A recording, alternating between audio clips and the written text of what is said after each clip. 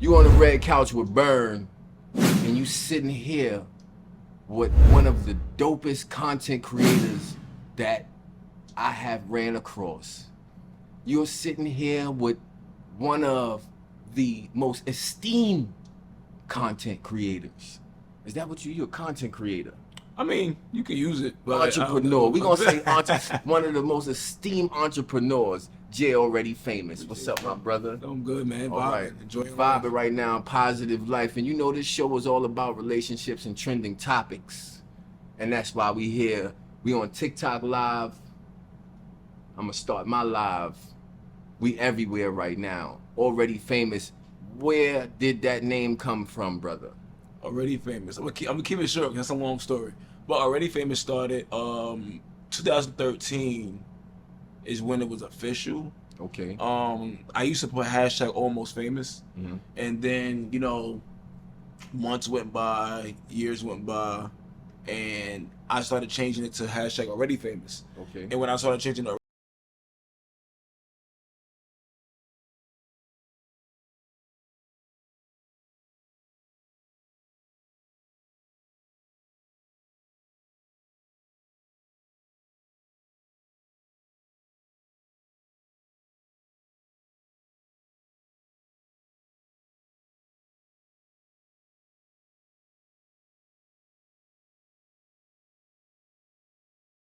they was trying. Al Reynolds was working at Sirius XM Radio at the time. Okay. And Al Reynolds was basically, they was trying to give me a new name, and it was like, we need him to have a new name because original music ain't gonna cut it because he's not an MC. Okay. And so they said we gotta figure something out. So I said, what about Jay Already Famous? Because you're already famous. Yeah. So my mentor Jason, who's a good friend of mine, I always say mentor, but he's still a friend of mine. They was like, yo, that's a good idea. What about Jay Already Famous? It clicked. And It clicked right away. Because when I met you a long time, I think probably like 10 years ago. Yeah. Seemed like it's been that long. You was like, yo, you already famous. I was like, damn, is that the concept? Like, because we all already famous. So when I made up the name, I had to come up with a definition. Because when I had the hashtag, I really didn't have a definition. I was just going with it. Like, oh yeah, Okay. already famous. It was cool to me. And then I said, you know what? I gotta come up with something positive. Why am I using this name? And I realized, I said, we all already famous for something. Because I realized, a lot of us feel like we have to be rich on television to be somebody, and we really don't. Right. Yeah, that's dope, bro. I like the concept. I like the originality of it. And then you do content creation. That's why I started off like that, because I noticed that you got 10 million views on all your videos. No, I wish it was all my videos. Nah, I get a lot of love from my content. How did you get that love though? Like, what did you have to do to get to that point? The pandemic. I started editing during the pandemic. I'm a full-time SAG actor. So I wasn't even doing video editing like that until we had the pandemic. We were stuck in the house. So with being stuck in the house, I was like, I had to learn how to edit, and I learned from watching YouTube's, TikToks. I had to Google things, definitions, so on and so forth. I started learning how to do Adobe first, and then after Adobe Premiere. Yeah. Okay. Then after that, I started learning other softwares, and it went from learning how to edit on a laptop to learning how to edit on my phone. Wow. So that's how I started really getting involved with it. I ain't even gonna lie, I can't do the phone editing. I think it's just a little bit too It's quicker tedious. for me. Oh yeah? It's quicker for me because when I would get hired for jobs, you know how it is when you got a laptop, things freeze up, things happen. So most people be thinking I'd be editing on a laptop. Right. I'm like, no, I just learned how to make it perfect. What programs do you recommend for people to edit on the phone? Video Leap. Video Leap? Yeah. Okay. No one's ever gonna hear that again on my TikTok. So we got better the run with secrets. that. We got the secrets. That's my main one. But you got CapCut. I've been using CapCut before it was even crazy. CapCut. You got it's so many different ones. Those are the main two. Oh, InShot. InShot. InShot is. I saw that. I saw. So ads. My boy Remo Marak, he's the person that taught me the basics of editing. He taught me how to cut and paste, and then after that, I went from there. Right. So who's your inspiration when it comes to the content that you put out? So when I first started, it used to be Zach King, okay, that's Brandon Baum, and Brandon B. Perry. As far as now, with the type of content, it's probably just myself. Probably just myself. That's dope. Now you inspire your own self. Now you said you started during the pandemic. You had the kids in the house during the pandemic? No, actually, no. So my son was born. So I got on TikTok 5 years ago of October, October 2019. My son was born November 2019. So when the pandemic hit, you know, I didn't really see my son like that because we couldn't be around people like that. So he wasn't there, so I had all the time in the world. Oh, wow. It was boring, but you know, the video editing made it fun. Say, yo, it was boring because the pandemic with me, I had my daughter. Oh man, it was crazy, and we was sitting right here on the couch, bugging out, and she had what you call that, homeschooling. Okay. So that was a little bit hard. That's how it was when the pandemic hit too. That was a little bit hard to do, the homeschooling part. But I'm glad that the pandemic happened because that's what birthed my podcast also. See, sitting there, just trying to do something, trying to make it happen. And, you know, I came up with the concept and it was just magic after that. I got a whole bunch of ladies on my show, but now I started having the dudes because the ladies is like, yo, how come you don't have no dudes on your show? I'm like, man. Gotta switch it up a little bit. Yeah. So I got to get my celebrity friends, you know what I'm saying, to come on the show. And it's working out for me right now. I keep doing that, man, for real. Yeah, and y'all know the concept of this show is relationships and trending topics. Okay, we won't be talking about too many trending topics, but we're gonna talk about these relationships. So the ladies who's watching, y'all gotta tune in because we're gonna ask Jay Already Famous the questions that y'all already wanted to ask him. I know, my people's probably talk about it. We probably already spoke about it. Nah, they ain't speak about what I'm gonna speak about.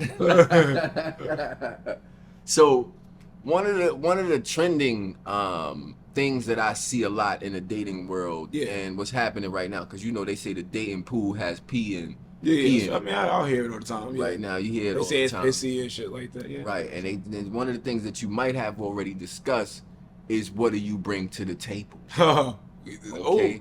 They're tight about that. What do you bring to the table? So I'm gonna ask you. A lot of women said they don't like that question. Why?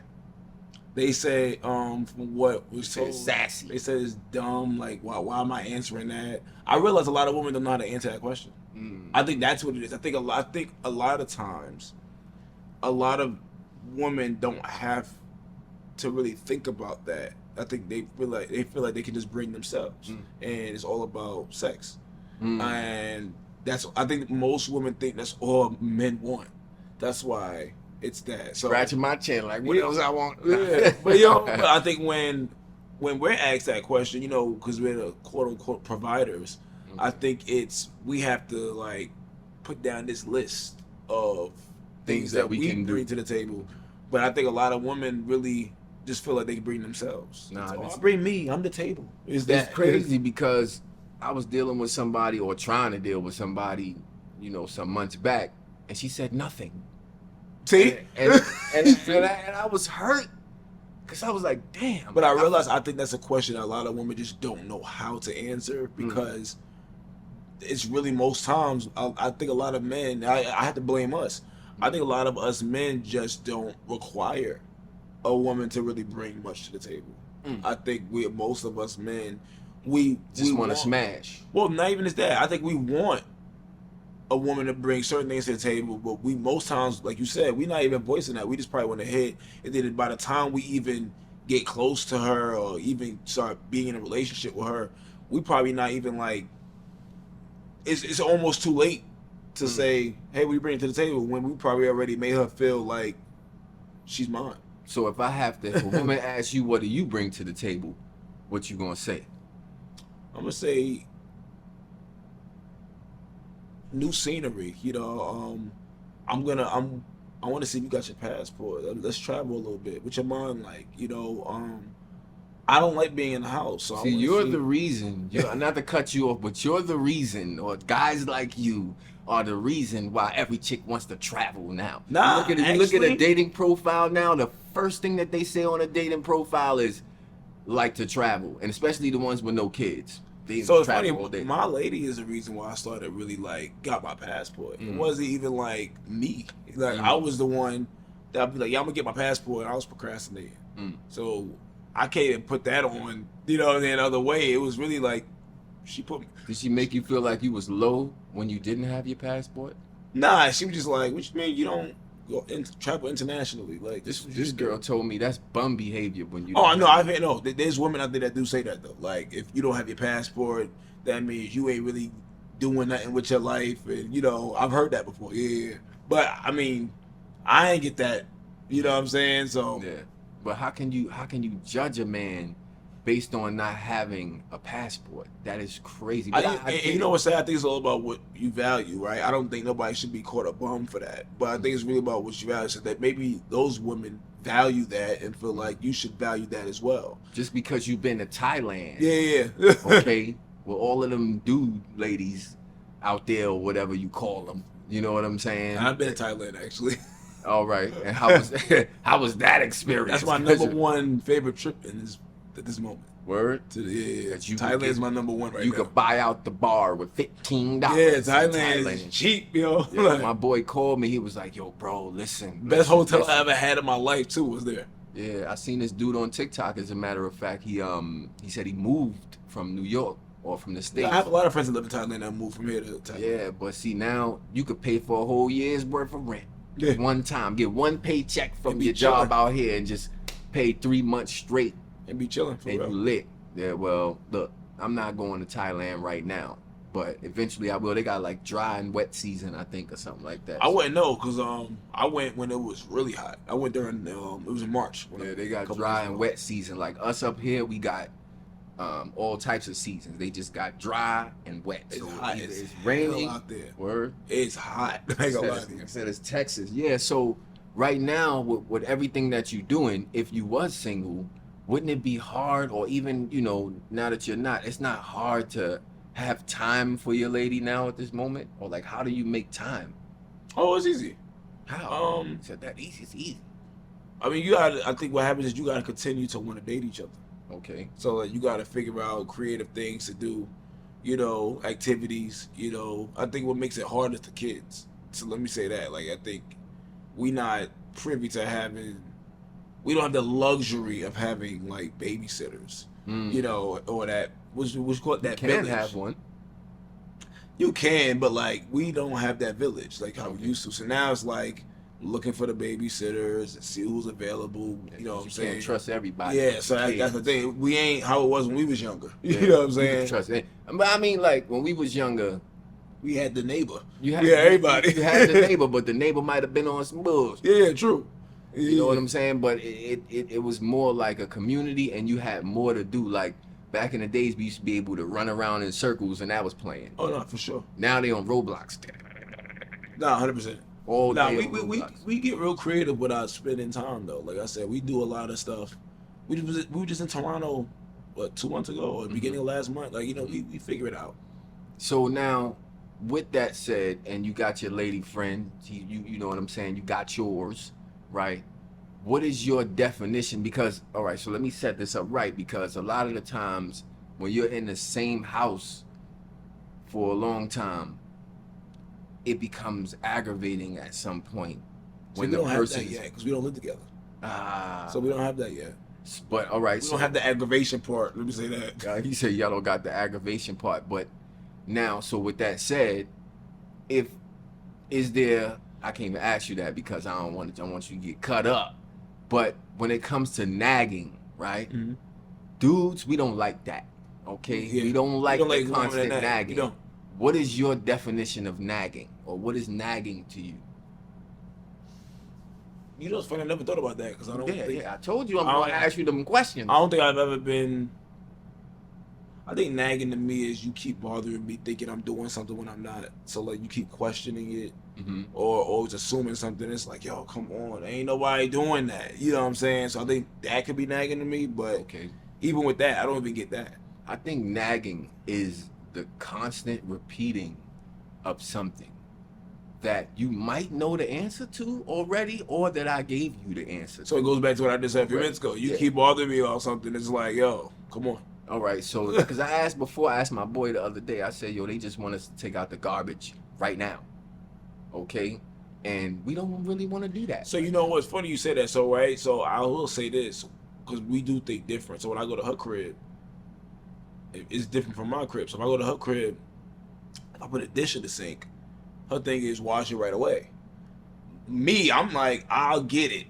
Right, it's like, just a dish. But believe me, I will get it. So it's like that could be a problem for her. Why do I have to wash the dish right away, right now? Or if we making food, right, she'll be like, hey, can you wash those pots? I get it. Mm-hmm. Can you wash it now? Why do I gotta wash it now?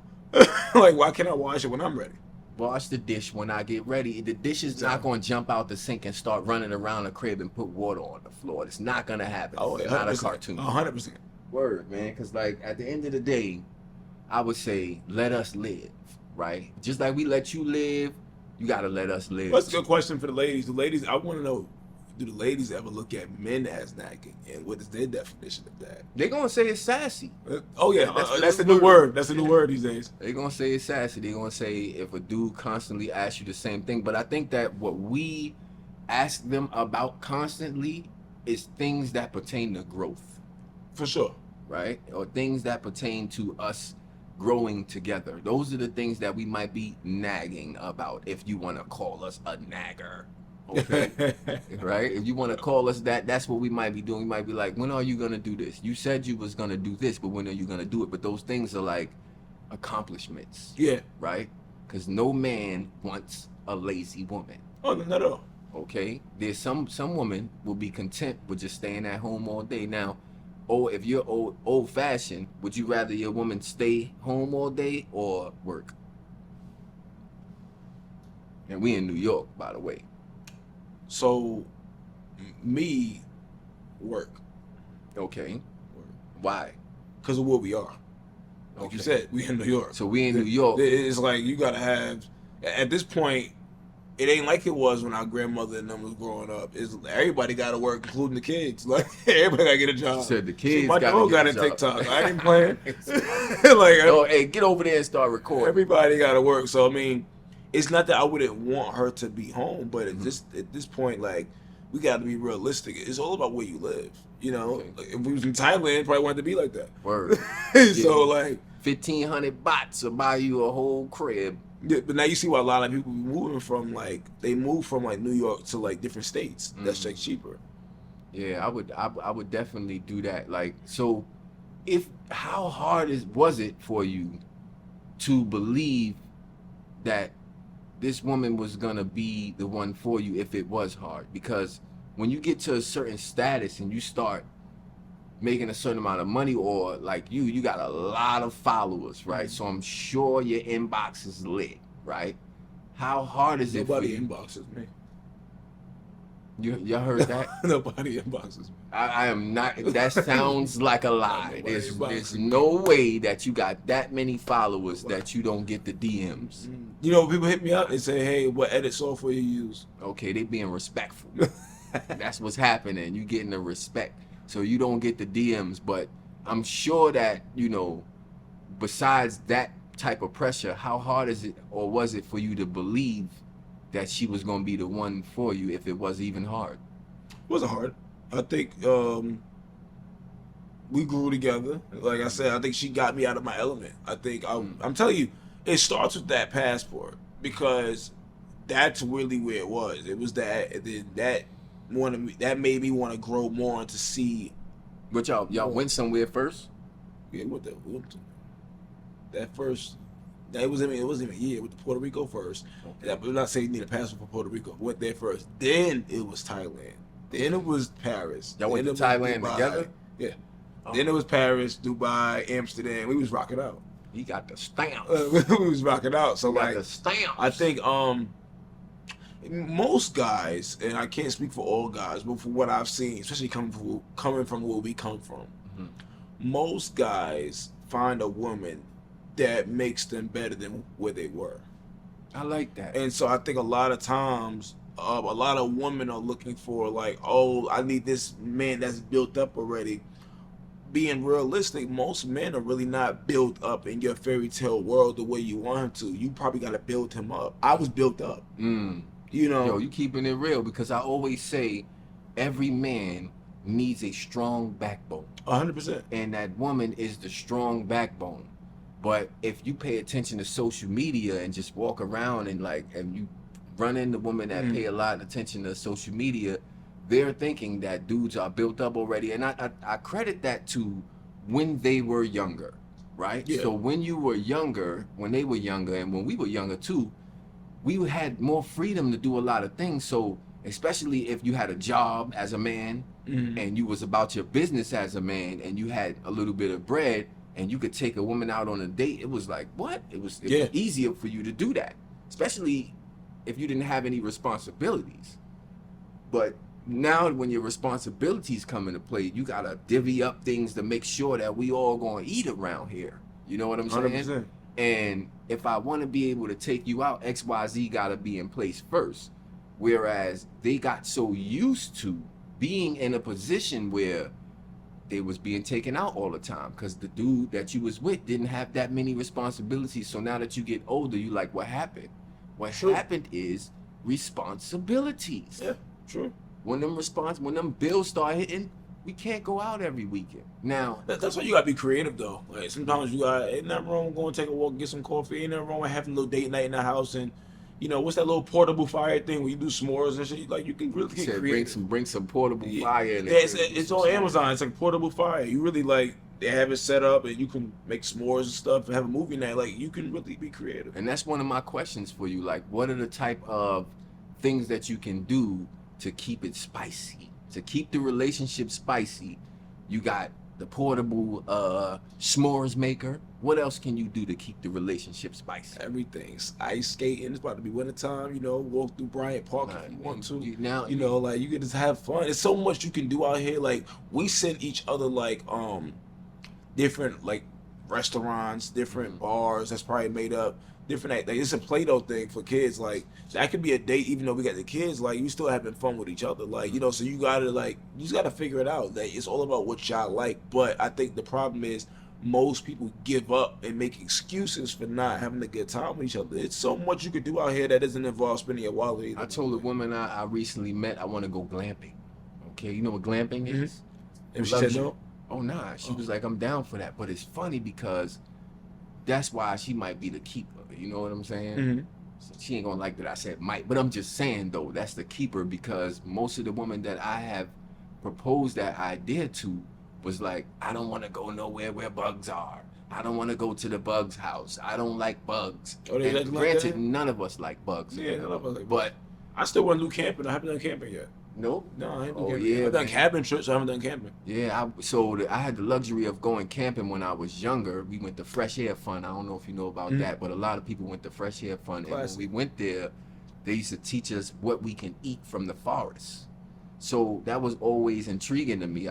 Now I'll do something like, you know, if we in a place where there's no dogs and cats running around in the street, I'll pick those little clovers up and eat them. They like, oh, don't eat that. I'm like, they don't know. That's lemon. They got lemon in it. You know what I'm saying? There's a lot of things you can put together to make a meal while you're in the forest. You know what I'm saying? You put me on. I ain't know nothing about that. Yeah, so now let's say you in the forest stuck. The man or the bear. The bear ain't going to be able to make you a goddamn sandwich. Yeah. I ain't know about that.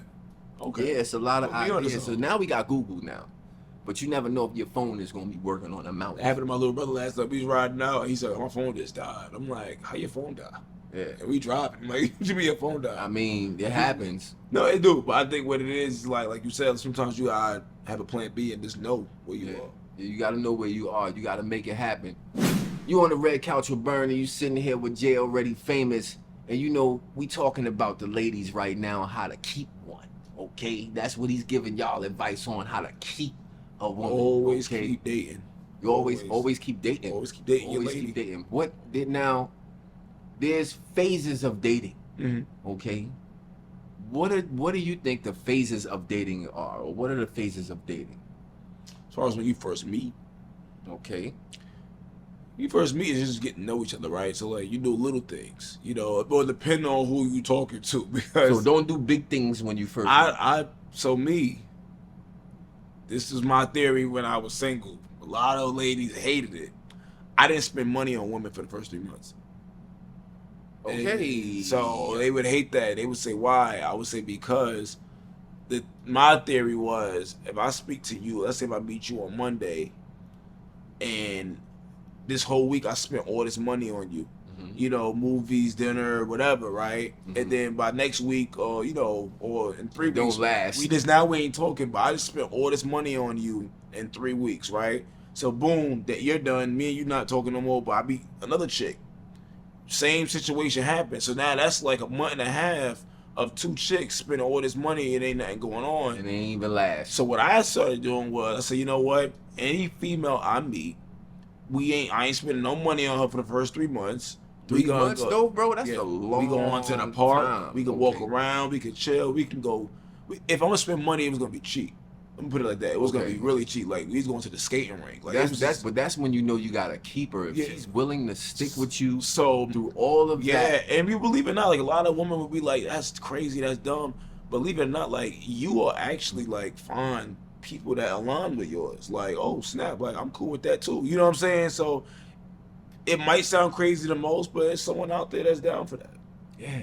Get you a woman that's gonna wait 3 months to go out on a date. Hey, listen. It's also your definition of a date. Right.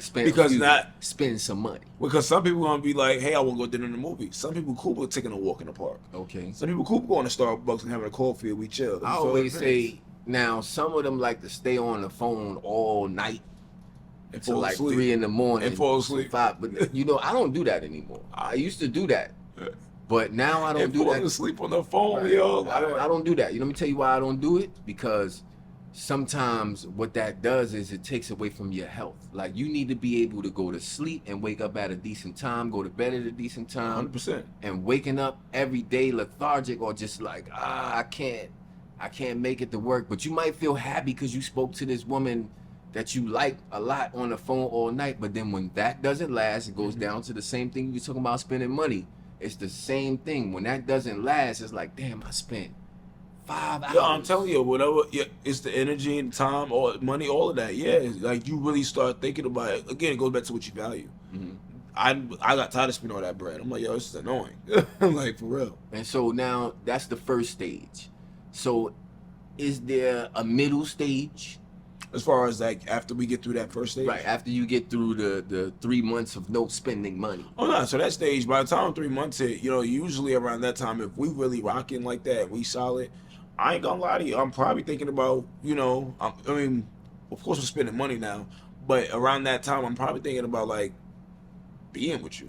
You know, like, you know, where can we go? Because I feel like those first 2-3 months, you really get to know each other. Like, you know what I'm saying? We're not really about to be in a relationship. Like, you want to get to know each other. You know, we got to see what each other is about. I think after that, for me, again, I can't speak for everybody else, I think it was just more so like, okay, this might be going somewhere. I would say women love picnics, man. They love picnics. Now, if you say, remember the dating part, keep doing picnics too. Keep doing picnics, especially in the summertime or in the spring or whatever. Get the picnic basket. We got all that. Okay, don't just. It's just that flap too. We got all that. You gotta get the Yogi Bear picnic basket. Yep. Don't get a plastic bag and put the bread in it. Okay, you gotta get that. You gotta get your ice bucket to make sure that you keep the drinks cold. Okay, you gotta do all of that, and you gotta set it up nice. Now, she does that though. I don't set it up. Right, I let her do that. Took the words right out of my mouth. I wouldn't know how to put a sheet down. Wow. Oh yeah, I'll do that. The sheet down. Put the sheet down. We could sit down, enjoy it or whatever. But some ladies like to bring the little table. She like to have her own aesthetic with the little pillows sometimes. You know? Pillows and all of that, looking up at the sun. Picnics are the way to go. So after that first stage, you go into the second stage. The second stage is when you start spending more money. Start spending more money, and the dates are different too. Now you know you moving around a little different. You know, y'all might even travel together a little bit. We not going to the movies no more. Movies, I'm gonna be real with you. I can't speak for everybody else, but movies and dinner is whack. Yes, like that's like whack. Like, let me tell you, last night I went axe throwing, bro. Axe throwing's cool. I did it a couple years ago. I took my future wifey on axe throwing. You ever beat the bomb? No, what's that? Beat the bomb is when it's like a maze and you gotta like, how can I say it? it's like a maze inside of a space, and they put this like cloth, this sheet over you. This and they hit you with paintballs. Yeah, so like you have to like solve certain things, and if you don't, like you get hit with paint and stuff like that. Oh wow. Like, okay, let me mental note. Yeah, beat the bomb. Doing that next. Beat the bomb. Beat the bomb. Okay, if you want to find some good stuff, believe it or not, Groupon. Groupon has everything. Yeah, Groupon got a lot. They got the sipping paints. Okay. They got Hey, we ain't gonna give all the secrets because now they gonna start taking all the ladies. Yeah, you feel Groupon got everything. Like you'll find a lot on that. All right, so we definitely, because I think the next place that we might want to go, even do your own sipping paint. Right, that's telling you, man. If you wanna be in the house and save money, do your own sipping paint in the house. Go to Target, go grab your little things, canvases, and then you just chill. All right, you see, y'all getting the real knowledge right now on what to do, on how to keep your lady entertained. Okay, so now, do you get out of the dating phase? Not out of it completely, or is there like a third level? Like, well, see, it depends on who you are, because like you got some people over here talking about we got to get married in the first 8 months of being together. So I mean, I don't know. For me, I think you get out of it depending on the person, everything is situation. Okay, so when does marriage happen though? Depends on who you are and how you think of it. So for you, when does marriage happen? I don't know. You don't know? I don't know. Because to me, I feel like marriage happens naturally. Oh, that's what. Okay. Marriage happens naturally. I think you have to feel. I think it's a feeling, and I can't speak for everybody else, even with that, because I've heard people say, you got a lot of women that feel like I'm ready, he should be ready. I feel like you're ready. Allow him to feel that whatever butterflies you feeling too. Give him some time as well. Give him some grace. So I think it's a feeling that you have to have. I was watching Ciara on Jennifer Hudson this morning, Veterans Day, and she said that her father married her mother after 6 months. I mean, sorry, that. But he said 6 months. Yeah, 6 months. That's why you heard me say it depends on who you are and how you look at it. People do that. Yeah, I got married real quick too. I got married probably less time than that. I got married like real quick. Now we divorced now. You know what I'm saying? But I didn't ask you a question on that. Do you feel like women should have divorce parties?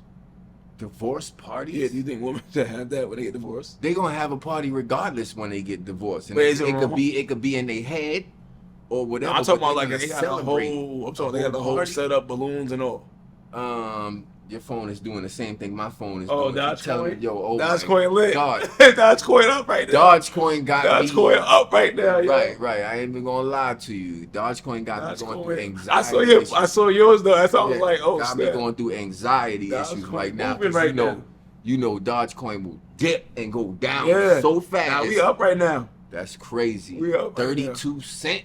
33 cents? Like, are you crazy? And that's because Trump won the presidency. But we're gonna get back into that in a minute. But yeah, there's so many different ways that you could spice up a relationship, and there's so many different levels to this. You know what I'm saying? But marriage is crazy, and having a divorce party is like. Did you have a divorce party?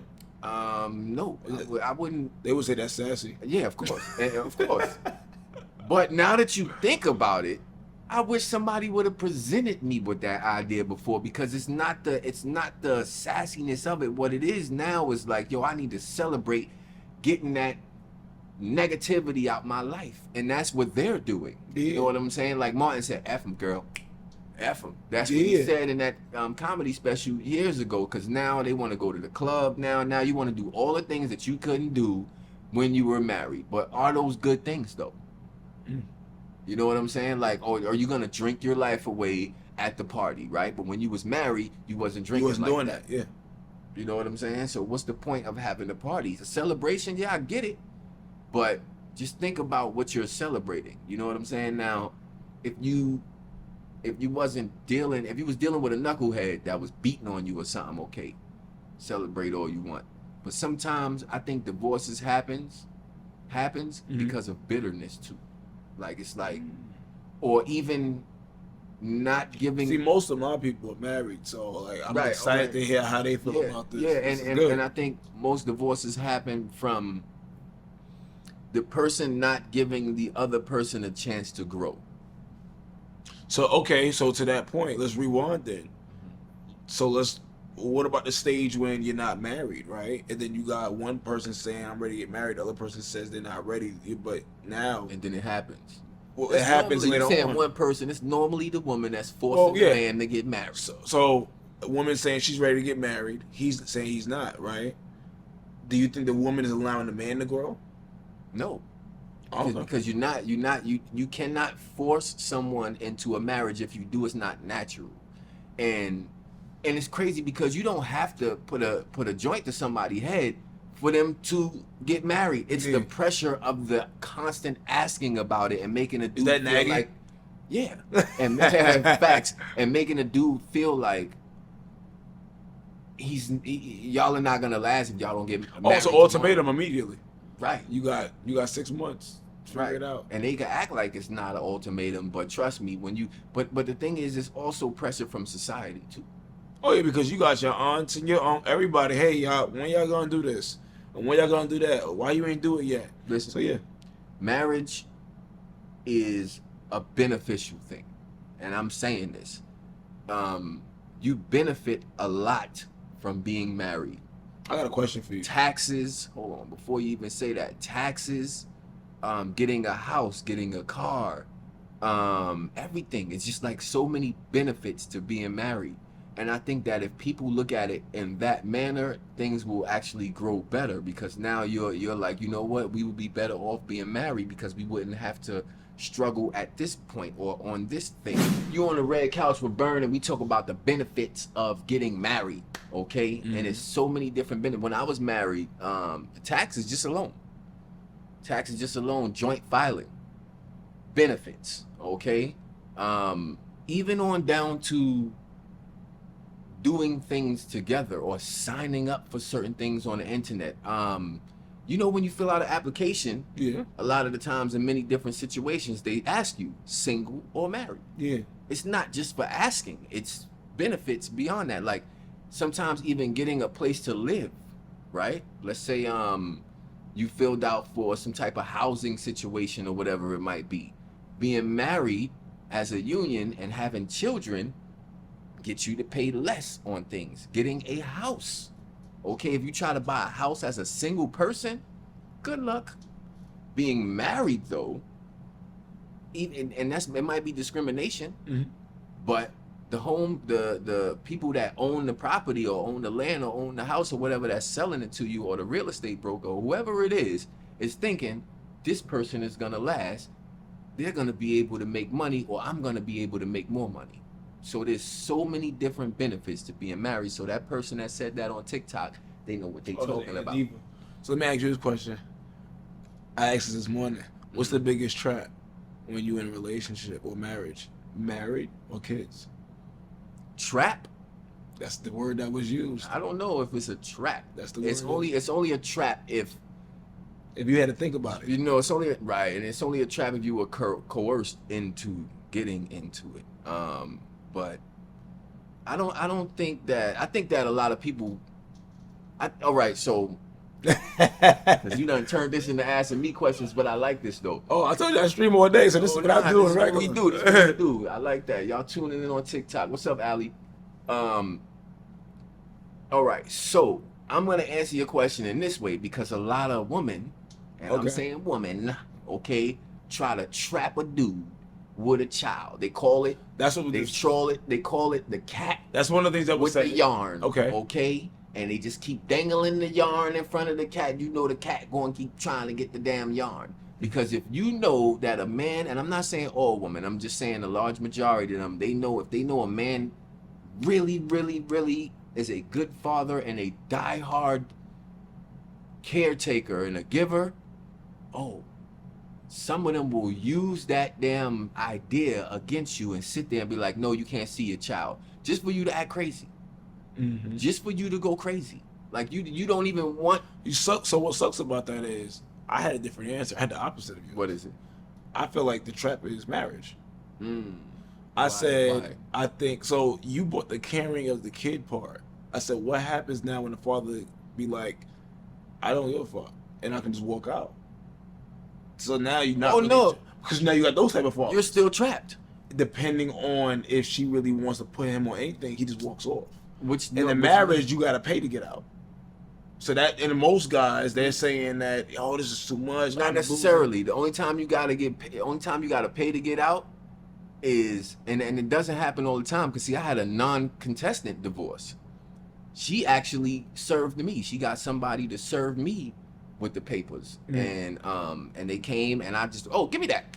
Sign that real quick, because I was being lazy about it. I could have went down to the courts or whatever and filled out the paperwork or whatever, but we was separated for a while. Hell no. I thought you wanted to work it out. No. We was just separated, but the thing was, though, she was still on my benefits. Even after we got divorced, she was still on my, I went to the dentist one time, and they was like, no, they called my last name. It was like, no, we didn't call you, we called your wife. I'm like, what? What are you talking about? I turn around, she's sitting in the damn waiting area. She followed you? No, she went. We just happened to go to the dentist on the same day, and I'm like, wait a minute. So hold on. I just went and was asking them, because they didn't know we were separated. I was like, oh yeah, let me check the insurance information or whatever. Come to find out, she's still using the insurance card under my insurance. So we done got divorced and all that. You still using it? I forgot to take her off. You know what I'm saying? That's one of them damn benefits, right? Benefits of being married. Now she can be on your insurance, or y'all can get some type of insurance together as a family insurance, right? You plan on getting married again?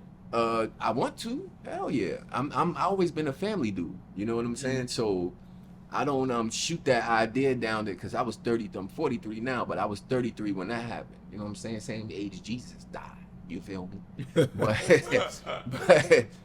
when Jesus died, that's when we got divorced.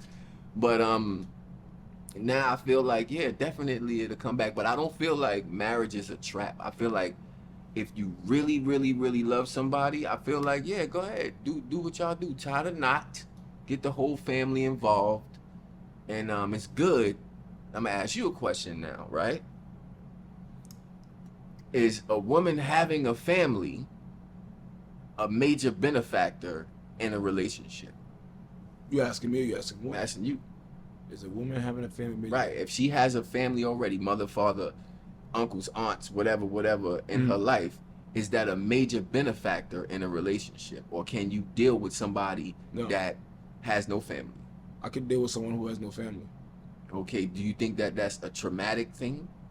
No. If they didn't die, you know what I'm saying? But like even then, there might be some trauma that's involved with that. I think for me, I'm saying it more so of most times, from my experience, when a woman comes from that big family, most times the guy that she's dealing with is not valued on a level that she would value her immediate family. So that's just from my experience, though. You gotta elaborate on that. I think most times, it's that question I asked before. Damn, how did the question go? I asked the ladies, who's more important, the family you came from or the family you created? And I think a lot of times people always lean towards the family they came from. And if it's the family they created, they don't usually add their partner, they add the kids. So it's almost like conditions in a way. Because like the ladies, let me ask the ladies a question. Who do you value more, your husband or your father? I should ask that tomorrow. I'm gonna say that for tomorrow. Yeah, so you can ask tomorrow. Who do you value more, your husband or your father? Your father. Right? So if you're in a situation where you walking down the street and your father is calling you and he's like, come here, so-and-so. He called, come here, Jennifer. I'm waiting to see what they say. You come here, your father's calling you, come here, Jennifer. And your husband is saying, no, I'm talking to you right now. I don't want you to go to your father. Who are you gonna stay with? Like, who are you gonna stay with? So is the question harder for men when it comes down to the mom? So do you think? No, it's not. Because it's easy for me to answer that. I'm not even married. Okay. So the answer. If your mother is calling you and your mother say, why? We got kids together. Okay. That's who I'm with. That's the family I'm building. Okay. So even when I do plan on marriage, I'm still treating her like the queen she is. Like if your mother make a pan of macaroni and cheese and your wife make a pan of macaroni and cheese and they say you got to take one of those macaroni and cheeses to the Thanksgiving dinner. Which one you taking? Yeah. Think about that for a second. Let's repeat the question again. So I can be clear about how I answer. Exactly. If your mother makes a pan of macaroni and cheese, okay, and your wife makes a pan of macaroni and cheese, that's easy. And they say we can only have one at the Thanksgiving dinner, whose pan are you gonna have? My mom's. Only because my lady I never seen her make macaroni and well, cheese. we ain't talking about. I'm just saying, if she does make baked macaroni and cheese and it's slamming, which one are you taking? You see? That's the same. It's the same. It's about food though, so I'm trying to figure out. It's the same. It's the same concept because they gonna feel some type of way if you don't take their meal. Not all the time. Okay. Depends on who you with, because everything is situational. Some may not even look at that like on that level unless they really be cooking like that. Right. So it really depends. Chef. Yeah. So like I ain't gonna sit here and pretend like my lady cook like my mom. She don't. She cook, but she don't be in it like that. She don't be in it like that. She didn't grow up in that household. I come from the household of all those ladies cook. She came in a household where maybe her mom cooked. So you do the cooking? Nah, I be chilling. So both of y'all just contempt? No, she cooks. She cooks, but not as much as my mom cooks. Okay. What I'm saying. Like she cooked, but like my mom gets it in. Okay. My aunt get it in. Okay. You know what I'm saying? They get busy. So coming from a background of woman who cooks and then going into a background where your lady doesn't cook all the time, you just don't feel no type of way. You like whatever. We can. You know what it is? I think because I'm always on the move. Okay. So as an entrepreneur, as an entrepreneur, I think it don't hit me the way it might hit other people. I'm never home. I come in the house. You better. But I will say this: if I hit her up on my way, hey, can you make such and such? She'll be like, all right, cool, I got you. Like she'll do it. You know what I'm saying? But I think I don't look for it most of the time because I probably ate already somewhere else. You know. So let me ask you this now: do you feel like what if your woman wanted to go everywhere that you went? Like if your entrepreneurship. What? But I'm just saying, what if she did? Would you be okay with that? No. Why? No, because sometimes we just need our own space. Everywhere? Like, no. Yeah, because some women will say, I think, what's the sign of the women who do that? It's not, I forgot the sign. Like, it's a specific sign. It ain't hers. Astrological sign. She a Pisces, and it ain't like, hers. we got in the end, and Pisces ain't like that. It ain't hers. But they'll be like, we gotta go everywhere you go. So, like that sign sound like toxic. That's right. That sign no, but look, but some women feel that they want to be up under their man 24/7. You know, I feel like but me, I think that's unhealthy. You know what I'm saying? Because, like, I remember one girl we had on TikTok a couple years ago. She said she want to be in her man's skin. I'm like, that sounds crazy. That sounds nuts. Like, what are you talking about? Like, one of my homegirls say that all the time. Like, it's just, what are we talking about here? Like, at what point do we get space? Like, because let's say we live together and I'm walking around, like, do I ever get space? Like, I don't, you know what I'm saying? Like, it just don't make sense to me. Like, I think people in relationships or marriages, whatever, you need space for but their argument is this, right? If you meet a woman and you guys are the best of friends, right? So just like you go everywhere with your best friend, or every time you got something to do, you hit up a certain person and they're like, all right, I'm rocking with you, right? Imagine now finding a woman that's your best friend in that way, and now y'all can go everywhere together. You know what's the downfall of that? How to act in all different situations. The downfall of that is then, God forbid y'all break up. Now y'all don't know how to move because y'all ain't never moved separately. Yeah. Now you so used to, even when you go places, yo, where's Sandra? It's like, where's Ben? Now you can't get nowhere and duck and dodge because they're looking for the other person. I think some people use that as a way to keep people too. Because now every time you go somewhere, it's like this, right? Check this out. A lot of people, and it could be a man or a woman in this situation, a lot of people make sure that they introduce the other person, their partner, to their parent. So that way, when they do break up, the parent will be a big factor into them staying together. It's like, how they reach out and hey, what happened to Ben? What happened to this person? What happened to Jennifer? Like, I'm not with them anymore. Oh, call her right now. That was my baby. So now because remember now, one party sometimes is always cool with the. Would you be mad if your family was still cool with your ex-wife? Like you go to the barbecue, she there. Oh, nah, we not doing that. You gonna have to go. But here's the thing: it depends on how dirty the chick does you. If you break up on good terms, oh, we lit. Because I know plenty of families. I know this one big family. Everybody's still cool with each other. The exes still come to the parties. Everybody, the ex-boyfriend, the ex-girlfriend, still come to the party, and nobody minds it. You know why? Because it's on a respectful plane. Well, they grown. They acting grown. Right. Yeah. But not only that, it's not a fake grown. It's like, yo, we all respect each other to that mode where we know nothing bad is going to happen here because we didn't break up on those bad terms. You see what I'm saying? But now on that note, or on that same wavelength, sharing all of your deepest thoughts or sharing the things. Talk about a lot of this stuff. Yeah. Sharing all of your deepest thoughts. Should you? With your woman. No, I'm asking you. I wouldn't. Why not? I don't think neither one of us. I don't think everybody need to know everything. But I wouldn't even want to know everything. But some women will say that you should share your deepest secrets with them, especially if you're going to get married or if you're married.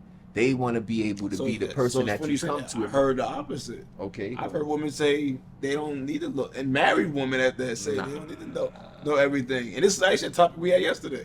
That's called emotional intimacy.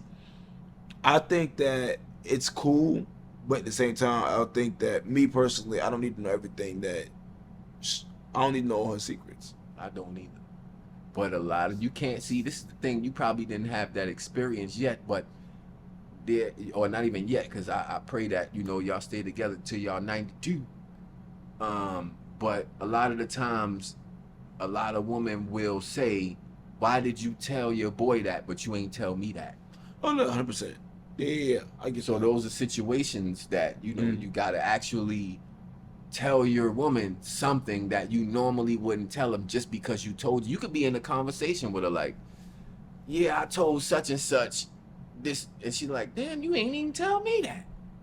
So I will say, I think it depends on what the secret is and how important it is to me, and vice versa, right? Because I'm pretty sure that can happen. I'm pretty sure I could probably even say something like that, right? Because I mean, I ain't gonna sit here and pretend like no man wouldn't feel no way about the same thing, vice versa. So I think it really depends, right? But getting caught up like that, like how she finding out your homeboy knew and you didn't, you know what I'm saying? Like that's running your mouth. That's where it gets tricky. You know what I'm saying? Because first of all, I roll solo half the time anyway, so I mean, I don't even think I would even go through stuff like that. And second of all, most of my close homeboys don't even live in New York, so like I wouldn't even go through that type of problem. Nah, that's crazy. So now in a household, right? Let's say now y'all live together. Do you think that financial burdens should be shared equally? Or should there be one person handling most of the finances? One person. Now, when I say okay, so why should a woman handle the finances? Well, I think that's more of her, not woman. Let me not say a woman. I think every situation is situational. Okay. In my case, I would think that would be more of her role. Like, even when we travel, like, I think everybody, in relationships or marriages, everybody has a role. One person's better in this role than you are, and that's okay. When we travel, she books everything. I just send the money. Like, hey, and I let her do her thing because, if you don't, she gonna complain about something. That's what. I think she wouldn't mind me doing that, but that's really her thing. Like, so I don't get in the middle of that because I might get lazy with it anyway. I may not even do that shit. So I let her do it. So I think when it comes to roles, everybody has a role. So was there anything in your past relationship that prepared you to be the man that you are now? No. I think this is the greatest one I've ever had. Right, but if you didn't have failures, then how would you there's nothing that you learned not to do from before? Don't spend money right away. You gotta wait 3 months. Don't spend money right away.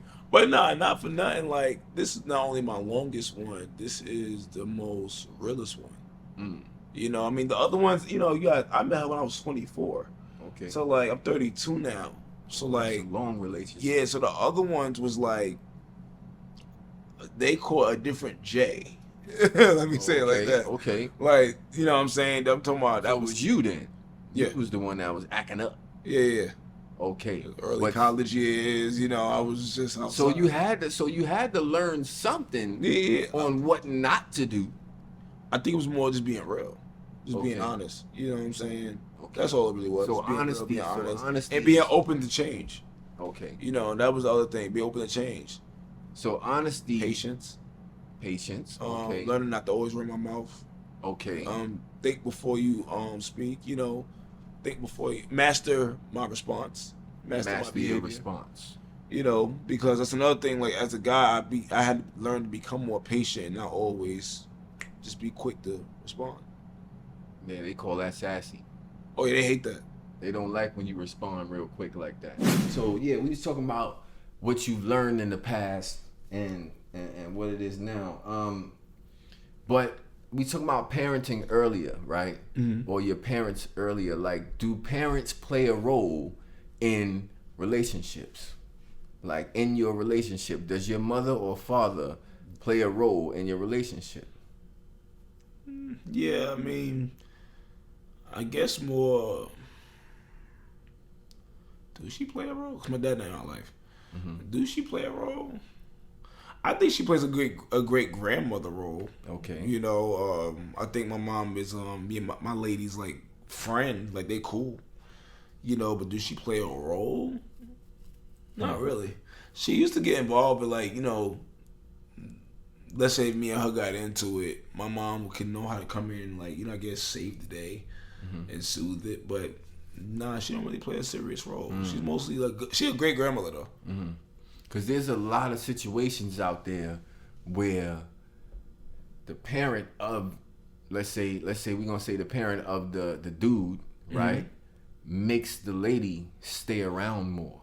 So the lady would want to leave so bad, but she can't leave because she don't want to disappoint the mother. And it even works with children too, right? I know a lot of people that tell me that the person keeps contacting them because there's a kid involved.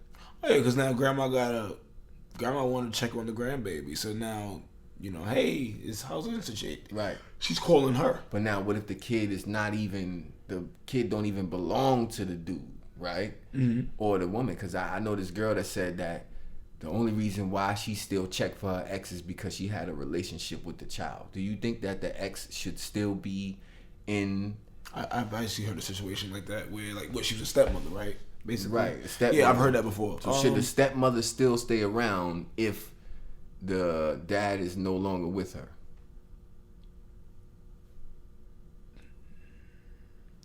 I'm going to say no. Unless he's still single, but if he move on, like if he know he about to start moving on and moving different, he need to cut them ties immediately, because you don't want the next person to be like, yo, what's up? Why are you? You know, something that could be messy. That could turn into something bad. Yeah, you ain't lying about that. But I know I've met women that say that they, you know, I miss my stepson. I'm like, what? Like, you miss your stepson? And I'm like, you know, that's cool, but you know, not even married though. Little buddy gotta, you know, let that go. You gotta let that go. It's a lot of things from the But past. I know dudes that are like that with their step kids as well. Okay. That feel like they still have to keep that relationship alive, and you know, the girl probably moved on with another dude, and the dudes is like, no, they still want to have that relationship with their step child. I think it's crazy. I ain't even gonna lie. I can never be a step parent though. I always said that. Okay, why?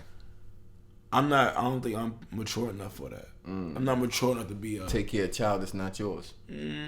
Yeah, I mean, I'll be seeing so many situations. Little buddy might start acting crazy, like you ain't mine. I might have to knock him out. Like, I'm like, no, like I'm not. There's certain things you can't put your hands on another man's child. Well, see, that's another thing too. I feel like that's unfair. Like if I'm coming in and you looking for a daddy for your child, and I'm coming in and taking care of the whole package deal, but then I got freaking limits on how to even parent. There's no, why am I even here? Yeah, you know, that kid gonna know that they can walk all over me. You know what I'm saying? Being real, like I'm over here providing for you, but I got stipulations. Like it's just no. Like, is there a situation where a man or a woman can put their hands on, or not even? Let me not even say put there, because I don't believe in hitting. Is there a situation where a man or a woman can chastise another person's child when they're in a relationship. I'm gonna be honest with you, like if we and her was to break up and like, you know, my kid acting foolish, you know, and they in his presence, I would hope he check him.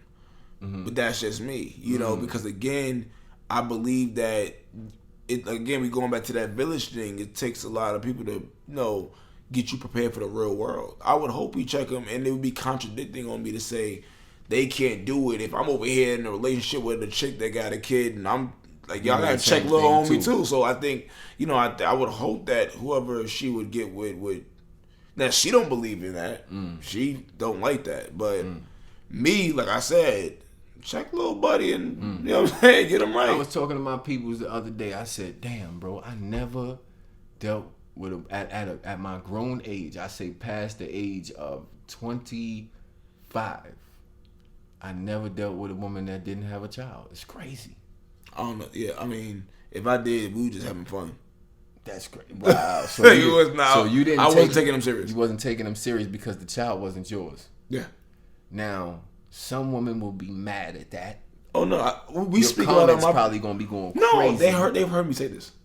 This is nothing. Right. Else. So now I had a guest on my show. We went viral, super viral. You probably seen it on the TikTok, but you know it went everywhere worldwide. And she said, "A man that takes care of another man's child is weak." How do you feel about that? Why did she say that? She said it's not your child. Mm-hmm. How do you? She said there's no benefit for you. You can't benefit off of. I mean, you can't benefit. Child. Well, you can't. You know, I wouldn't call him weak though. Because you know why? Because why is there no benefit? Because to me, I'm gonna let you talk, and then I'm gonna tell you. No, I don't really see because it's not his. Unless she signs over the rights and everything, but it's really not. It's not his. Like, you know, unless. So what about the idea of creating a family, and you can adopt? Huh? You can adopt then. But creating a family, right? So you have a family with this person. You have a family with this woman, and now that child. I wouldn't call him weak though, by the way. Right. Okay. You clarified that. So you have a family with this person, with this woman, and everything is good, and y'all all grow together. That child may change something in you, and that would be the benefit. You might become a better person at being a father, or as you're being a father, you might become a better person. I can't go with that because when you say that child might change something in you, I mean, you got people that, you know, don't have kids, but they work with kids. You know, so it could be looked at the same. That's working with kids. This is a child in your house every day. Yeah, but when you said teaching them how to be a father, again, you got some people that don't live with kids. That's probably great. They could be considered a great parent that work with kids and don't have any. So that's what I'm saying. So it really depends on how you look at it. Like I really can't call it that because you a stepfather or whatever the case is, and you know you taking care of this kid and it's teaching you how to be a father. I still have to go back to there's people out there that don't have kids at all that work with. I'm still gonna say work with kids that are probably better parents than the parents that's having these kids. To keep it a buck, you know what I'm saying? Because there's people that have kids. It's horrible. I hear what you're saying, but people used to always tell me that you don't know what it's like to have a child until you have your own. No, I can agree with that. Now I am the person that you're talking about. I've said it to my older brother. We had an argument about that. Right. Like, I'm the person that you're talking about that worked with kids for for years, 20-something years. Nigga, always been working with kids. And they call me daddy daycare in the flesh, right? And I was always good with kids. But having my own child, though... It's a different feeling. It's a whole different feeling because they take advantage different responsibility. Yeah. They take advantage of you. Children know what buttons to push. They know to say, you know what? My daddy's going to buy me this. So I got to make sure I ask him to buy. My daughter knows I will buy her. No, they be pissed with me. Oh, you say no? I give more no than I do yes. Oh, no. You can't be that way. I have to. Why? Because there's no balance if I say yes. That means everybody's saying yes. Everybody already saying yes. Oh, so that's the reason why. I'm not saying no because I want it just for shits and giggles. Everybody's saying yes. But with me, I give more yeses than no's. And I should not be saying yes all the time. And I just recently explained to my daughter, I'm sorry, But daddy's gonna have to stop buying you everything all the time, every time you ask. I don't want my kids to get to a point where, because they already get everything they want from my mom, her aunts, everybody get. My kids got Christmas gifts already, loaded. Yeah, I'm not even the one that bought any yet. Oh, that's crazy. So that's the crazy part. So like when my kids get everything they want, so with me, it's not that I want to say no, but I got to create the balance. Why am I giving you this? I don't think every time we go to Target, you should get something. You know, that's like crazy. I don't think that was a thing at one point. No, but that's a thing with them. So I'll be the one like I don't care if the Hot Wheels truck is 98 cents. I'm not doing it because again, that shouldn't be the motto. Every time we go, you got to get something. That's no. So I say no so they can understand that his dad's not gonna always say yes. It's funny you say that because I was thinking different not too long ago, and I still think this a little bit differently too. But my daughter doesn't really ask me for a lot of things because she has everything already. But at one point in time, every time we went to Target, bro, she would throw a tantrum. That's how my son is. If I didn't get something, but I just was like, you know what? Let's go get. And so what I would do is I would take this road where I would say you can get a small thing, right? So then it would be like, okay, now we have to teach you about managing your finances now. You know what I'm saying? So this is the reason why you're getting this small thing is because we need to save money for this, or we need to buy this thing that you really want, right?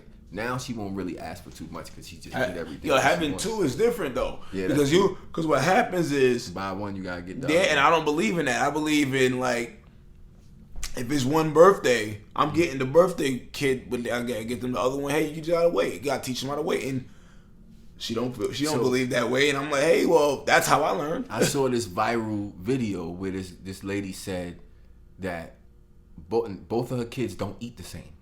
Mm-hmm. She said that she'll take one child out to eat to one restaurant or wherever, and they'll eat, and then after they finish eating, she'll go to another restaurant to feed the other. I ain't going to a restaurant, but my kids, whatever. My kids don't eat the same though, 100%. My kids eat totally. Well, one, my son is autistic, so my daughter, she's not. But so my son is more picky. He gonna eat nuggets. He gonna eat real picky. My daughter should eat what I eat. You know, so it is a difference between the two. They definitely don't eat the same. Right, but if now it's harder to feed him than feeding her. If you were in that situation, what do you think about somebody that would take both of their children to two different places to eat because they eat differently? Well, I mean, I got people in my family that do that with their kids now.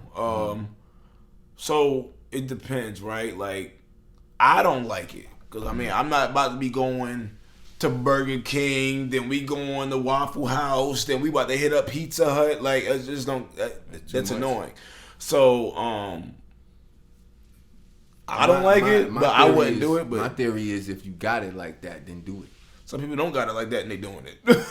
Like some people just doing it just to please their kids. That's bad. So you gotta remember, like the way I grew up, and I don't know how you grew up. I grew up where my mom made it. You eat or you starve. My lady didn't grow up like that. It was you got whatever you wanted. So that's how my kids grow up over there. Now again, with my son, I can't do him like that.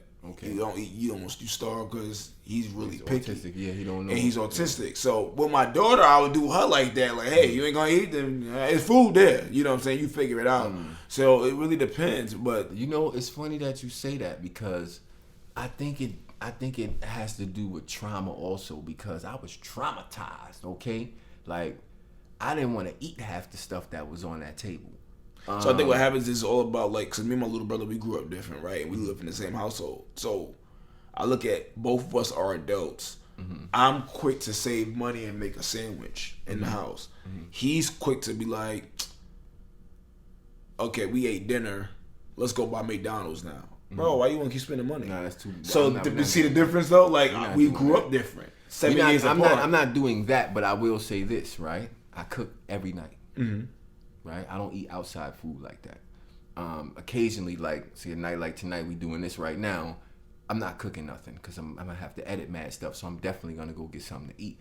But for the most part, I cook every night. When my daughter's here, she's not going to eat. My daughter don't eat fast food, right, at all. But it's not even about the fast food idea itself. To me, I feel like I had to learn the foods that she likes and then make it for her. Mm-hmm. You know what I'm saying? I would never, and I think that's why I'm going back to the trauma too, because me experiencing somebody forcing me to eat something that I didn't want to eat made me say I don't never want to be like that to my child. The same. I think it made me humble. Same situation where it's possible for that to happen. Same situation where I grew up with locks on the refrigerator, right? I never said that on the podcast, but I grew up with locks on the refrigerator, and I had a lock on the refrigerator in my crib, and when I went to a group home for a while. We had locks on the refrigerator in the group home, so when I got to the group home, it was nothing. How do you feel about parents that keep like abundance of snacks in their bedroom? Oh, nah, we're not doing that. That's unhealthy. I mean, I don't do that, but no, that's unhealthy. I'm saying, like, how do you feel about that? Because they said that I don't want the kids they eat up everything. No, I'm gonna give you another way to say it. How do you feel about letting your child go in the refrigerator when they want to? That don't bother me. Okay. So no, that don't bother me. Right. You know why it doesn't bother you? What? Because you probably got healthy stuff in the refrigerator, and also if you're hungry, eat. Just don't be a glut. Just don't. Just don't. I mean, I want you to eat, so go ahead and eat, because like I don't want nothing to spoil either, because shit can be sitting there for days, a long time. Just don't be too greedy with it. So that's the same kind of question, but when you add the word snacks to it, it's like, nah, you're not about to be eating mad snacks right now, every day, all day. Like my son the other day kept asking me for a snack. I'm like, bro, your dinner's on the table. Go finish your dinner first. He got mad. But again, he didn't get mad. He was cool with it. But I said, I'm pretty sure if mom was here, she'll say yes. He'll eat it and eat the dinner at the same time. I'm like, see, that's the thing. Like, we can't do that. So what he did was he finished his food and then he had the snacks. Right. But I'm telling you, if mom was there, he would have had both. Yeah, there's a balance with me with that. You can't have snacks unless you eat food. Oh, yeah. Because I know that there's health involved. A lot of people, especially us black folks, cancer and all types of stuff that we catch. And I know that everything is in the food. For the most part, you are what you eat. So you're going to have to eat your food before you eat the snacks. And I did grow up like that, though. You had to eat your food before you ate. My godmother was strict. You got 1 cup of juice other day, water for the day.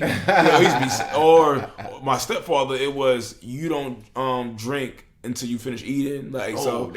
I don't even give my kids that type of time. Too. Like, I don't do that. But right. Then that's the trauma I don't miss. Right. I don't believe in. So now I do. There's a balance with me. You can have juice probably twice a day, and I'm not counting it, but you have to drink water with dinner. So it's funny. My kids drink more water than they do juice. Right. Just in general. That's how you brought them up. That's why. No, I'm gonna be real with you. That wasn't me. Okay. That's her. Well, same thing, y'all. Oh yeah. And it's not saying I'm saying like that because I do drink a lot of sugary drinks. So it's more so of she had to put me on game with like why you shouldn't give kids so many sugary drinks. Right. Messing with dad, take the juice. Soda. No, they don't drink the soda. No, they don't drink this. I don't really like. I'm not cool with my kids drinking soda. My son, he may dabble here and there. He like him some soda, and I maybe like I'll give it to him as a privilege. Like here's a little sip. But other than that, like I'm not really big on giving my kids soda. So now being on two different planes sometimes in a relationship, especially when it comes to kids, that might bring some stress to you. How do you manage stress in a relationship? It depends on what the stress is. So like we talking about the children? No, just y'all as adults. How do you manage stress in a relationship? Talking things out. Sometimes you give each other space. I realize with her, I give her the space, and because a long time ago, I used to be the one that want to keep like, what's the word, nagging her, because I'm a communicator. I want to talk.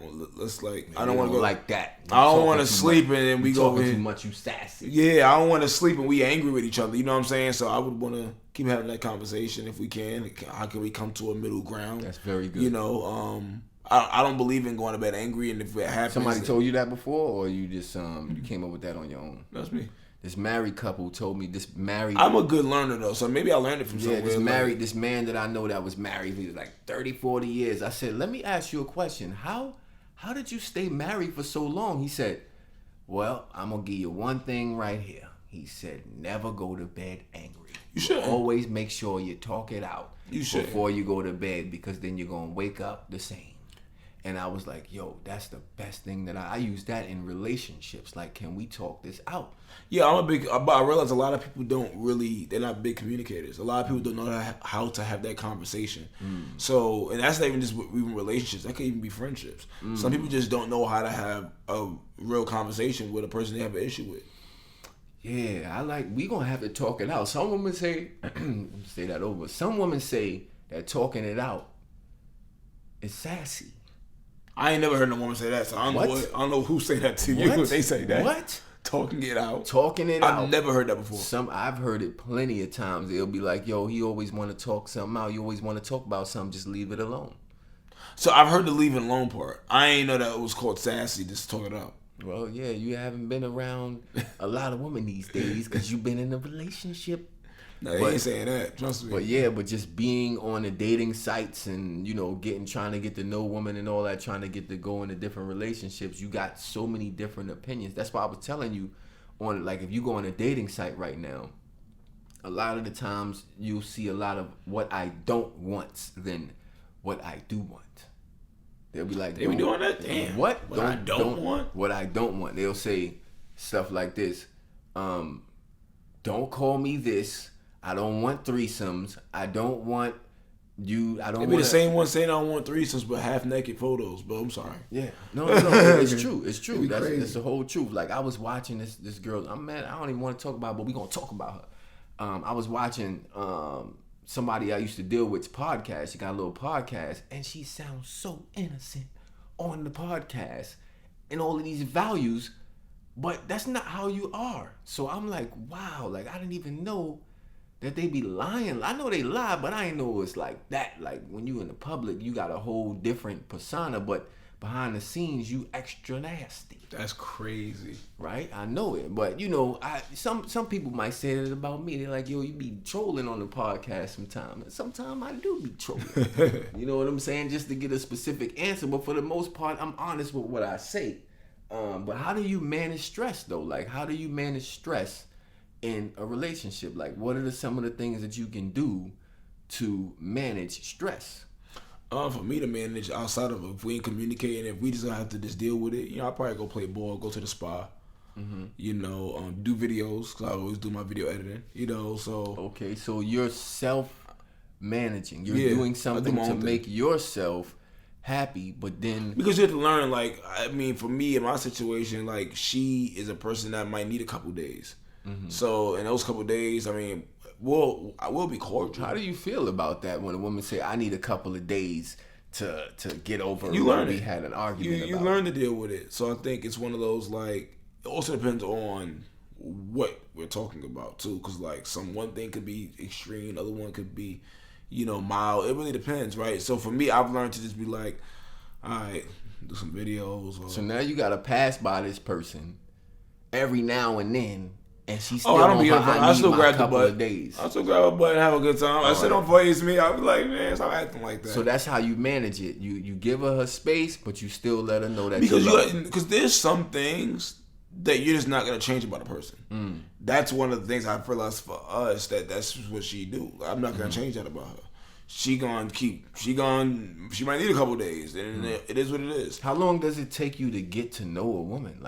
Not even know a woman, but how long should it take you to get to know those little small things?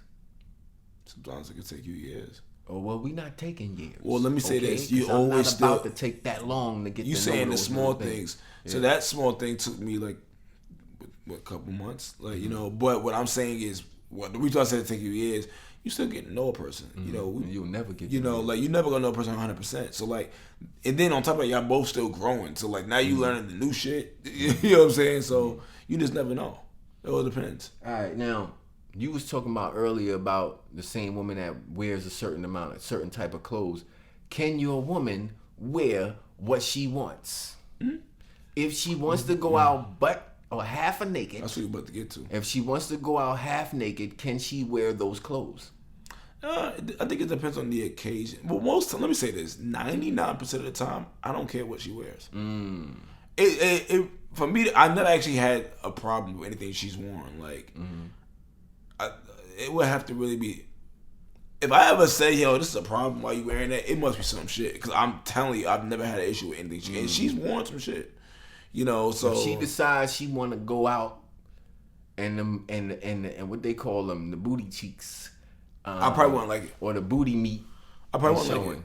I probably wouldn't like that. But also, she's not even that type of person. She's private. She's not, she's definitely different from me. She's not out there the way I am. But let's say that wasn't her. Just in general, you're not into a woman going out with the booty meat showing. Nah, I don't think it would work.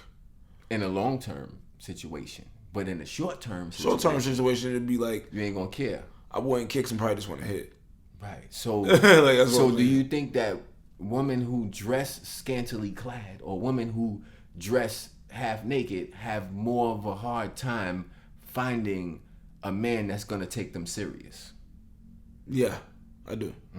I do. I think that, I mean, of course, you gonna have your few men out there that's gonna be down to rock with you, but eventually they ain't gonna want you to be dressing like that if they do plan on being with you long term. That's deep. What's the worst date you've ever been on pre-woman, pre the woman that you got right now? Like, what's the worst date that you ever been on? And what happened? Oh, girl I met, it's years ago too, a long time ago. Girl I met for the first time. You know, pictures don't always be what it seems to be. What? You know, on so IG. It wasn't even IG actually. Caked up. I forgot what platform. I think it was Facebook. But anyway, we met up. She was taking pictures of her teeth was messed up. Okay. And I'm really big on teeth. Her teeth was messed up. Okay. And it was shocking to me. So I'm always trying to play it off. Like, yeah, what up? Da, da, da. We at the dinner table and we chilling and shit. And I was trying to figure out a way out because one, I ain't like how just her because teeth of her teeth. No. The way she talks, she do that. I don't like that. You're not like doing that the was, ghetto clap. That was too much, and she was loud at the table.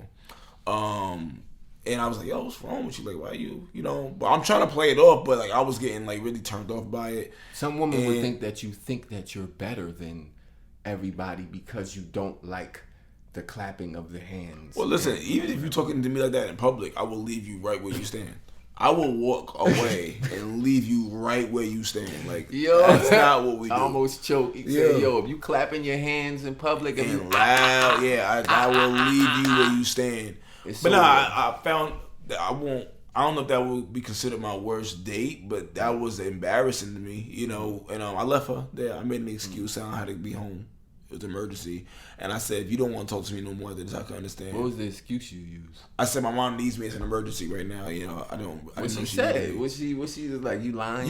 She eventually knew I was lying. At that moment, I think she was skeptical, was trying to decipher if I was lying or not. But like, she was also trying to be understanding. Like, okay, well, your mom needs you. I mean, I was lying and everything, but I did tell her. I said, hey, if you don't want to speak to me no more after this, you don't have to. I understand. You on the red couch with Burn, and I was just about to tell a story about what happened when I was out with this woman, and she kept crying. So I was out with this chick, and she kept crying the whole time at the dinner table. Like, she kept crying over and over, and I'm looking at her like, yo, she with this little snot bubble just came out her nose and all that. I swear to God, and she was bad too. She had some acne issues or whatever, but that's why she was crying. No, that's funny. But the thing that happened was she said, because I've never been treated so good. And I was just like, at first I accepted it as a compliment. Like, damn, like, wow. So I'm really doing my thing that much. But she just kept crying, bro. And I'm like, yo, can you stop crying, please? But I didn't say it like that. I was just, I was being empathetic at first. Like, listen. I'm here for you. You know what I'm saying? If you want to let those tears out, go ahead. But the waitress kept coming to the table asking if everything was okay. And I'm like, damn.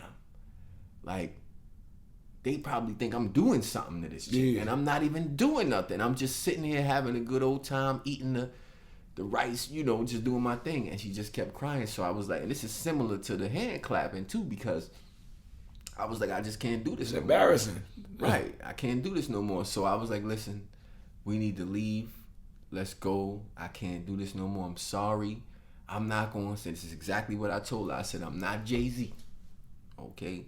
I'm not famous like that. But a lot of people know me. And I just don't want people world starring me right now like I did something to you. Mm-hmm. We left. Like right at, she's like, okay, we left. When we went outside, I swear it just happened to be the night when everybody's car lights is mad bright. It just happened to be the night. As soon as I step out, all the lights is just shining, and she's still with the tears coming down. And she had on makeup, so now you see it's all dried up on her face, like the tear lines. And I repeated myself again, but I was just a little bit more stern at that time. I was like, yo, I told you, I'm not like, I'm not the most famous person in the world, but a lot of people know me out here. So I can't have this. Like, you're not going to be, you want to go upstairs, we could cry. You can go to the crib, you can let them tears out. But right now, you're going to have to suck that up. I think she took that as being rude, as if I'm not being sympathetic to her. And then we went back in the crib. I got her bag. It's crazy because I was asked her, can you sit down for a moment and let me talk to you for a second? Because I wanted to tell her that everything is going to be all right, because I knew it felt like she was going through something deeper than that, than being happy about how she was being treated. So I was like, yo, have a seat. Let me talk to you. She said, oh, if you think you going to smash, no, if you think you going to hit it after this, you not. I was like, whoa. I wasn't even thinking about hitting it. But that was a crazy joint for me. I was like, nah, we not doing that. But, situations happen, man. Now, with all of that said, would you be able to tell the people 3 reasons or 3 ways that you know a woman is cheating? When she gets silent. Like, she ain't even going back and forth with you no more. She just don't want to talk. Don't want to talk. Patterns might change. Well, everybody's pattern is different, so it depends on what sexual. Or depends on what they're used to doing. You're not giving head the same. It could be the smallest pattern. Right, somebody you walk in the door, they're not even giving you a hug. So you know what I'm saying. Oh, it depends. Why you burning up the macaroni and cheese? Yeah, like totally depends. And a third way that you could tell she's cheating. I don't know. I'm going to put a pin on that. You're going to Red Couch with Burn. We sitting here with Jay Already Famous. You're just going to continue that a little bit. So I said, a man will cheat for anything as long as you give him a reason to, and it could be really small. What do you think about that? I agree. Okay. Because I was saying this to my boy before, and he said, what are you talking about? I said, okay. Because a lot of women say all men cheat. And I'm saying, no, all men don't cheat. Mm-mm. Just don't give him a reason to. Yeah, if you give him a reason to, he will. Right? Now, I will say this. Your level of maturity dictates that reason that can be used to cheat. You know what I'm saying? So, obviously, if she burned the food, that's not a good reason to cheat. But a man will use that as a reason to cheat. This is what I'm saying. Right? It could be a simple, small situation. I won't say to burn the food. I'll say if she's not cooking, and it's lasting like, not for everybody, but I'm just probably throwing it out there for anybody that might think this way. Let's say if it's a week straight, he ain't got no food, he might be like, let me go over here to such and such house and whatever. Right, that's and what I mean. That could turn into something. Right. You know what I'm saying? Like, but watch this. You see how you said that could turn into something? Yeah. Just imagine that one night when a dude is starving, right? He comes in the crib and then you burnt up the food. And then he gets a call from Shaniqua. Yeah. And she's like, I miss you, baby. I cooked your favorite macaroni and cheese. Mm-hmm. That might be the reason right there. Yeah, that could be a moment right there. And all of a sudden, be the moment right there. That is crazy. Now, here's the big question. Because we getting towards the end of this joint. Yeah. Who cheats more, men or women? So in 2024. I want to say women, but then I want to say men. Mm-hmm. So, see, the reason why it's hard to answer this question, and I'm not going to be able to give you a good answer, I realize everyone has a different definition of cheating. Oh. What is cheating? So I know one of my homegirls feel like cheating is watching porn. It is. So see, I don't think so. Yeah, it is. See, because I'm gonna tell you why. Because and you could go. We're gonna go back into what you was about to say. But when you watch porn, let's say if you with somebody, it actually, if you watch it together, that's different. No, if you watching it on your own, that's taken away from your intimacy that you would actually have with your woman, especially if you watching different shit than what your woman does, or you know, in their case, what their man does. If you sitting there lusting over something that you seeing over on a screen, that's wild crazy. So for me, if my woman come to me and tell me she watched something and she was playing with the rose, that's gonna make me feel like I'm not doing my thing. So again, everyone's definition is different because then we get to the toys. Some people feel like that's cheating, right? It is. If I see a toy in your room, I'm throwing it in the garbage. Some people feel like liking more than X amount of photos of opposite gender is cheating. That's on social media. That's entertainment. But see, some people think so everyone's gonna view it different. That's why entertainment. But hold on, that's entertainment. But at the same, because you know how women say. What about strip club? I don't go to the strip club. But I will say some that people feel that's cheating. Yeah, because if you go to the strip club, what are you doing in the strip club? You're smacking booty. That's entertainment. Same thing with the same thing. All right. So the thing is like this: if you're liking a whole bunch of pictures, right? Yeah. Of random women. Yeah. And you think that these women look good. Mm-hmm. What is the purpose of you liking those pictures? Because it's social media. All right, and it's part of social media. I'm glad you said that. Yeah. Because you know the algorithms, right? So we're talking about somebody that's not us. Okay. Right? Somebody that doesn't do what we do. They sitting there just scrolling up on the gram. Whether it's a man or a woman, whether a chick doing it or whatever. Hold on now. Because when you say that, what if there's no intent? What if I see this girl's photos and let's just say they're that dope? Oh shit. Let's say there's nothing there that I'm like, yo, although she look good, let's say I'm not really trying to holler. Let's say if I'm like, oh, she is beautiful, but damn, she got some dope ass photos. That can happen. How much of that are you doing? Because if you keep doing, because that's what your question is, if you keep pressing like on all of the dope chicks that you see, then that becomes, why are you doing that? So then, okay, let's flip it in reverse. A girl come to your page and see your podcast videos, right? She likes 10 videos. Are you assuming that she's trying to holler at you, or are you assuming that she just likes your content? That's why I said. You see? But no, you can't flip that. Because she could be looking at you. You can't flip that. Because what I'm telling you is that I said take us out of the equation because of what we do. Okay. You see what I'm saying? Because we know the algorithm. What I'm saying is we take us out of the equation. This could be anybody then. Because a person can still go to a person's page and still look at their work and still say, yeah, I like 10 photos, but it don't mean I was trying to holler or get their attention. I probably just liked what I saw. That's a tricky one, too. You like what you saw. Yeah. What did you see? Depends on how creative it is. Right, and see, that's why I said. What if she's fully clothed with a hijab on her head? She probably just look. Hey, them you see, Muslims be looking good. Like I'm saying, like. But look, all right, no, that's good that you say that. If she's fully clothed with a hijab. Overall, everyone has a different definition of cheating. That's why it's really difficult for me to say, because women are more sneakier than men. Right. You know, men are just sloppy. You know, but I do think when we look at the definitions, then we can narrow it down. I'm going to say that, and this is going to be a add-on to this, right?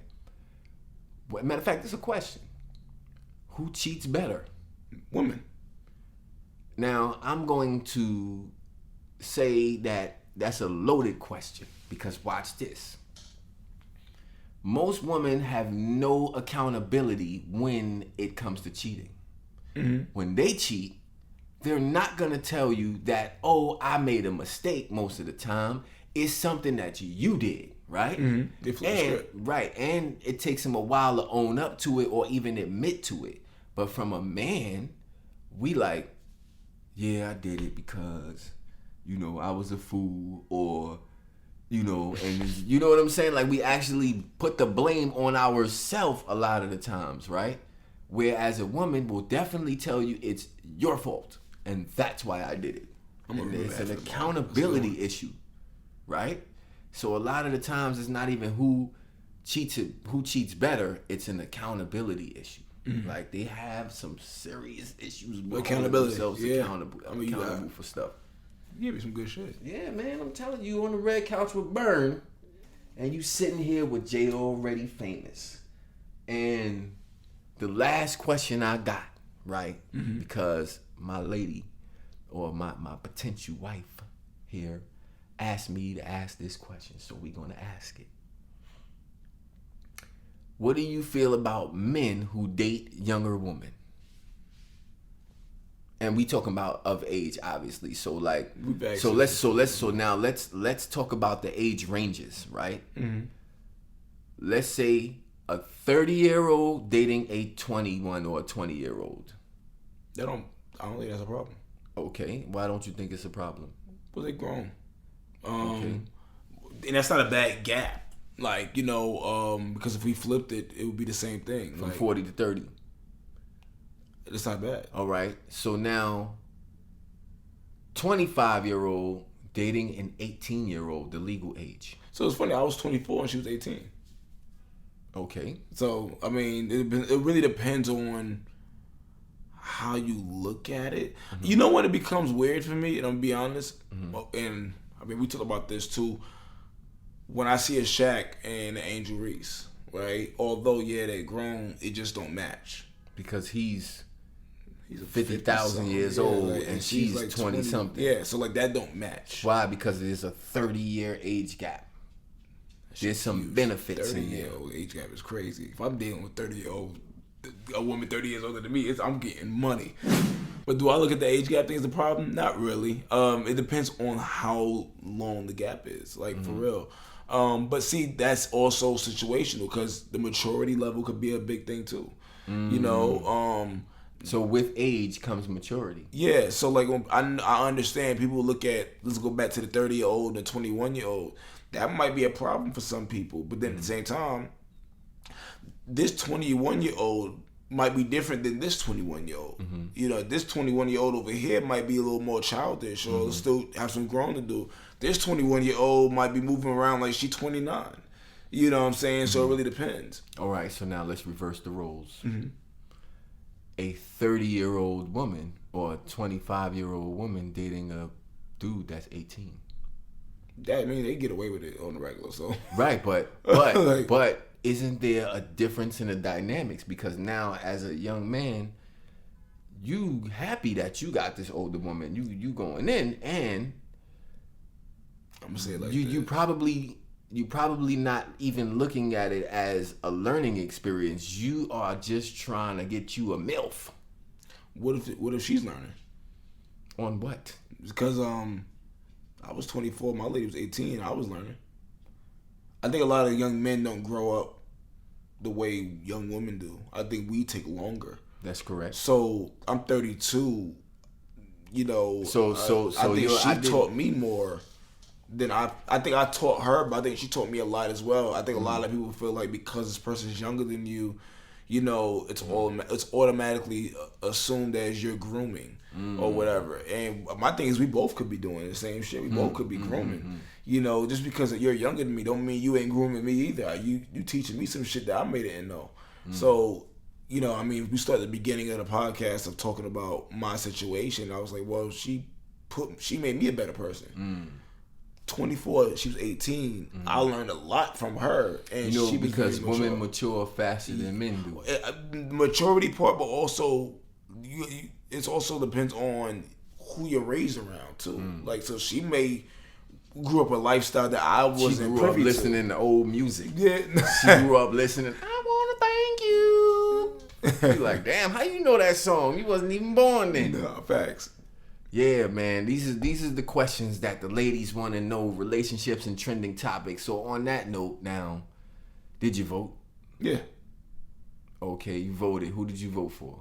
Kamala. Okay, why did you vote for Kamala? I can't have the name. I can't even say her. I can't even say her name right. I'll be like Kamala. Oh, we get flack for that too. All right, but why did you vote for her though? I want to see a woman in office. I want to see what she could do. I didn't really. We seen with Trump when he was in office, and you know, me personally, it didn't really do much. So I was like, you know, why not give her a shot? You know, I ain't gonna get into full details because I'm tired of talking politics. I haven't talked about it actually we have too much, and the reason why is because you voted. Never. You didn't vote? Never. Why? Never voted. So I've been in New York my whole life, but I was smart enough to know. So growing up, I used to be scared to vote because I knew that would register you for selective service, and I had this crazy theory in my head that if you register for selective service, you automatically going to be drafted into the army and all that, because that was, you know, the trauma that they put in our heads when we were younger. But as I got older, I realized that New York is a democratic state.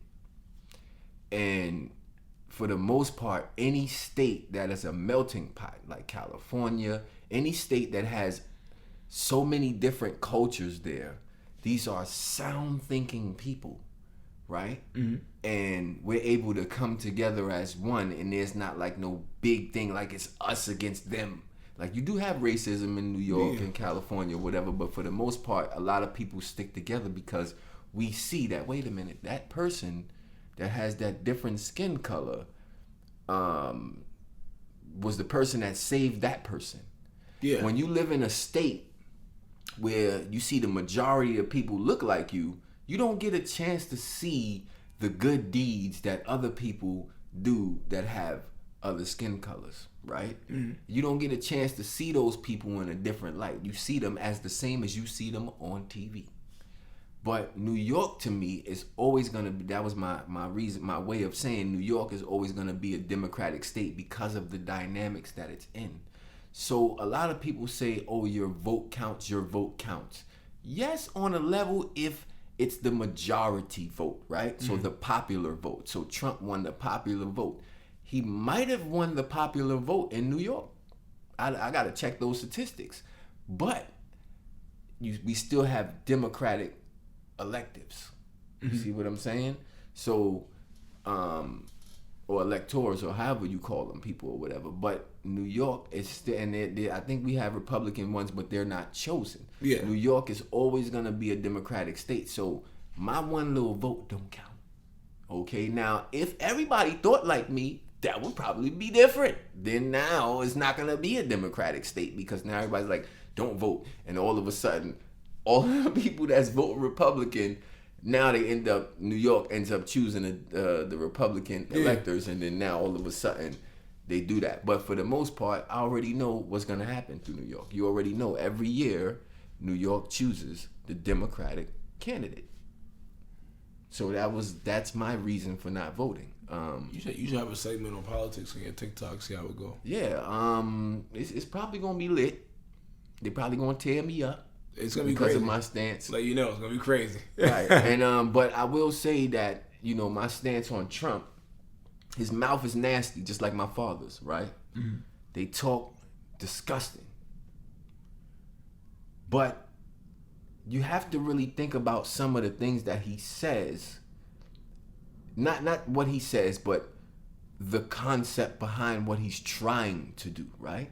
So he wants to close the borders, and a lot of people say, oh, our forefathers and everybody in my family was an immigrant. People came from somewhere else and came here or whatever. But when you really think about it, what happens when that person who has no health insurance goes to the doctor? We have to pay that person's taxes. I mean, our taxes pays that person's health insurance. Yeah. And the more people that come through is the more we're gonna have to pay for, right? And that's just one little situation. Then you got, right now I know the mayor stopped giving they get the debit cards. The debit cards, or he said he's gonna stop giving the debit cards to the migrants that's coming in. But you literally got people that's been here homeless for so long, been on the streets for so long, that needed that same type of help, that couldn't get it because of whatever rule, and now all of a sudden there's a rule that says you have to pay for migrants to be able to be safe. That's crazy to me. So this man with his disgusting mouth said, close the borders. So when you really think about it, he had an idea and might not have displayed it right. You see what I'm saying? Now, I wouldn't have voted for him if I did vote. You know what I'm saying? But that's what people are arguing. They're saying, hey, this man is disgusting. His mouth is nasty, but he has a good idea. You know what I'm saying? Now, when it comes to abortion, like me, I've seen a chick get an abortion before. And that was one of the most painful things that I watched. Her uterus getting scraped and all that stuff. And I said, I don't never want to see that again. Never want to see a woman get an abortion. Now, as far as when women get, taken advantage of by another man, we can't say certain words or whatever because they be blocking you. When another man takes advantage of a woman and impregnates her, that part right there, yes, please. So that they got to make stipulations on this. You know what I'm saying? Like, yo, if a woman get... Because that wouldn't be cool. Right. Yeah. My boy said, he said that Trump is going to have it so that there's going to be a serial rape out here. He said it's going to be a serial R word out here because they're going to be like, well, no more abortions, so I can impregnate 30 women and then they're going to keep it. You're going to have people just tripping. Yeah, that's crazy. But yeah, you on the Red Couch with Burn.